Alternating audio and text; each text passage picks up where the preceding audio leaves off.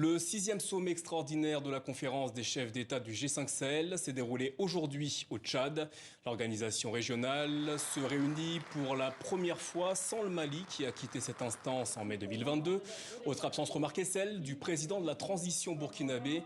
La lutte contre les menaces transnationales, le terrorisme ou encore l'immigration clandestine dans la région était au cœur des discussions. On écoute le chef de la diplomatie tchadienne. C'est la volonté des pays membres du G5 Sahel de réaffirmer leur détermination à redynamiser le G5 Sahel. Ça, c'est la première volonté.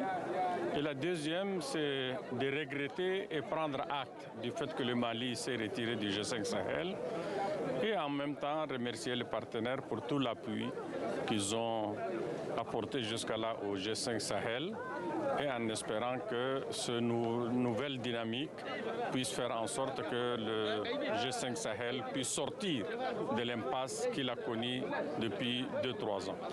Des propos recueillis par notre correspondant Yesta Yamgotou. Et nous sommes en direct avec Serge Daniel, correspondant de TV5 Monde dans le Sahel.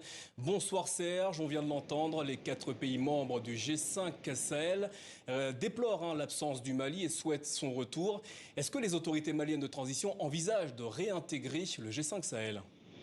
Alors, ce qu'on sait, c'est que les tractations sont en cours. Vous avez entendu tout à l'heure Mohamed Saleh Anadif, c'est l'actuel ministre tchadien des Affaires étrangères, mais il était l'ancien patron de la mission de l'ONU au Mali. Il connaît bien le Mali, il a ses entrées là-bas. Le nouveau patron du G5, le président Kazouani de la Mauritanie, souhaite aussi le retour du Mali. Et je disais tout à l'heure, les tractations sont en cours pour que le Mali revienne prendre sa place dans le cadre de la lutte contre le terrorisme dans le G5 Sahel. Nous restons au Mali justement où une opération de sécurisation a commencé ce lundi. Elle est l'œuvre des groupes armés signataires de l'accord de paix d'Alger en 2015. La mutualisation de ces entités est inédite. Tout d'abord Serge, quelle est la composante de ces groupes armés du Nord signataires de l'accord de paix en 2015 ? Alors, ceux qui participent, les groupes qui participent à cette vaste opération de sécurisation, selon Mohamed El Maouloud Ramadan, il y a l'ACMA. L'ACMA, c'est l'ex-rébellion composée de 3 mouvements, comme vous le savez, qui ont fusionné il n'y a pas longtemps. Mais il y a également, et ça c'est très important, des groupes armés du nord du Mali impliqués dans le processus de paix, mais qui sont plutôt gouvernement malien. Il y a le GATIA, le MSA par exemple, et on a vu des centaines de véhicules qui viennent de l'ouest, du nord, du nord-ouest, du nord, qui vont se rendre demain au nord-est dans la région de Kidal pour donc justement commencer cette vaste opération de sécurisation du nord du Mali. Serge, qu'est-ce qui les pousse à s'unir et à lancer cette opération ?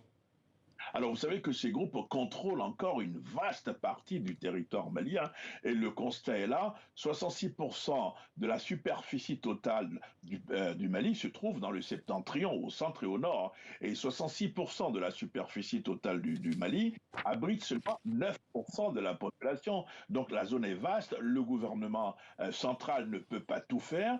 Et puis ensuite, il y a quand même l'État islamique au Grand Sahel qui est en train de tenter de prendre du terrain, de recruter, de commettre des atrocités comme d'autres groupes djihadistes. Et il s'agit de combattre justement l'État islamique au Grand Sahara et d'assurer la population, la sécurité des populations dans les zones que contrôle l'ex-rébellion et les autres groupes armés pro-Bamako. Serge, s'agit-il également d'envoyer un message aux autorités de Bamako ? Ça, c'est clair parce que ce qu'il faut savoir, c'est que les opérations de sécurisation se déroulent sans le feu vert de Bamako, sans le feu vert du gouvernement malien. C'est comme si, permettez l'expression, comme s'il y avait un État dans un État, mais également les groupes armés veulent probablement dire au gouvernement malien, il faut compter sur nous pour pouvoir assurer la sécurité dans le nord du Mali. Il faut compter sur nous pour la formation de la nouvelle armée malienne. Serge Daniel, merci pour ces précisions.